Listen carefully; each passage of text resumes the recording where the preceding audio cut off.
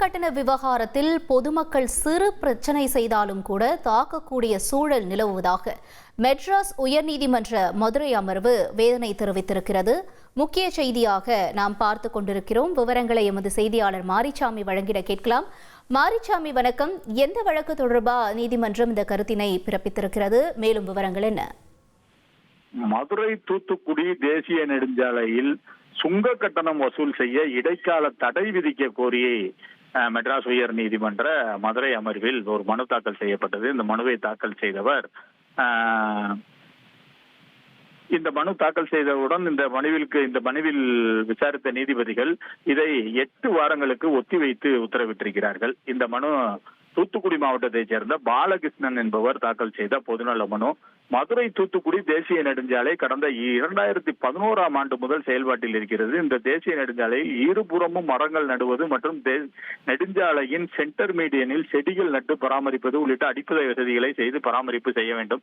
ஆனால் அந்த தனியார் நிறுவனம், அதை பராமரிப்பு செய்யும் தனியார் நிறுவனம் அதற்கான வசதிகளை செய்யவில்லை. அந்த செடிகளை நட்டு பராமரிப்பது உள்ளிட்ட அடிப்படை வசதிகளை செய்யவில்லை. முறையான பராமரிப்பு பணி மேற்கொள்ளாத காரணத்தை சுட்டிக்காட்டி தேசிய நெடுஞ்சாலை நிர்வாகம் கடந்த 2023ஆம் ஆண்டு தனியார் நிர்வாகத்திற்கு வழங்கப்பட்ட ஒப்பந்தத்தை ரத்து செய்து உத்தரவிட்டது. மேலும் சம்பந்தப்பட்ட தனியார் நிறுவனம் மதுரை தூத்துக்குடி தேசிய நெடுஞ்சாலையை பராமரிக்க 563.83 கோடி ரூபாய் செலவு செய்திருக்க வேண்டும். ஆனால் அவ்வாறு செலவு செய்யவில்லை. மேலும் ஒப்பந்த தொகையை விட கூடுதலாக தனியார் நிறுவனம் சுங்கச்சாவடி கட்டணம் மூலம் வசூல் செய்திருக்கிறது என்பது RTI தகவல் அறியும் சட்டம் மூலம் தெரிய வந்திருக்கிறது. இது போன்ற விஷயங்கள் எல்லாம், அதுபோக தேசிய நெடுஞ்சாலைத்துறை நிர்வாகம் இந்த சாலையை பராமரிக்கும் பணியை மேற்கொண்டு வந்தாலும் மாதத்திற்கு 11 கோடி ரூபாய் சுங்க கட்டணம் மூலம் வசூல் செய்து பராமரிப்பு பணிக்காக வெறும் 30 லட்சம் மட்டுமே செலவு செய்திருக்கிறது. இது போன்ற விஷயங்கள் எல்லாம் அந்த மனுவில் கூறப்பட்டிருக்கிறது. எனவே மதுரை தூத்துக்குடி தேசிய நெடுஞ்சாலையில் இரு புறங்களும் மரங்கள் நட்டு வாகன ஓட்டிகளுக்கு தேவையான அடிப்படை வசதிகளை செய்யும் வரை சுங்க கட்டணம் வசூலிக்க தடை விதிக்க வேண்டும். இதுதான் மனுவில் கூறப்பட்டிருக்கிற விஷயம்.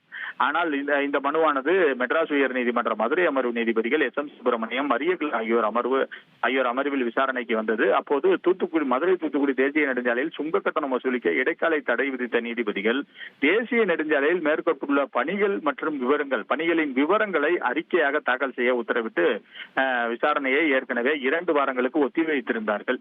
இந்த நிலையில் இன்று மீண்டும் விசாரணைக்கு வந்தது. தேசிய நெடுஞ்சாலைத்துறை தரப்பில் உயர்நீதிமன்ற உத்தரவை எதிர்த்து உச்சநீதிமன்றத்தில் இந்த மனு தாக்கல் செய்யப்பட்ட வழக்கு தற்போது நிலுவையில் இருக்கிறது.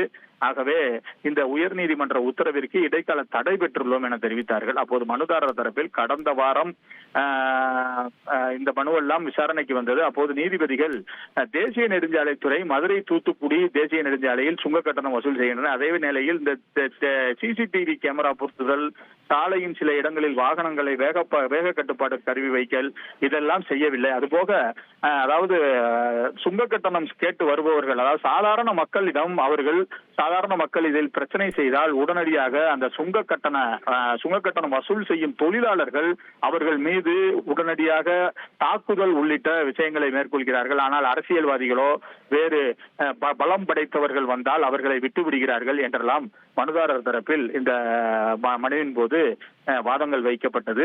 இதெல்லாம் கேட்டுக்கொண்ட நீதிபதிகள் வழக்கு விசாரணையை 8 வாரங்களுக்கு ஒத்திவைத்து உத்தரவிட்டிருக்கிறார்கள். ட்ரெண்ட் ஆக்கிக்கோங்க. 2.5 கோடிக்கும் அதிகமான தந்தி டிவியின் சப்ஸ்கிரைபர்ஸ் அண்ட் ஃபாலோவர்ஸ் குடும்பத்துல நீங்களும் இணையுங்க.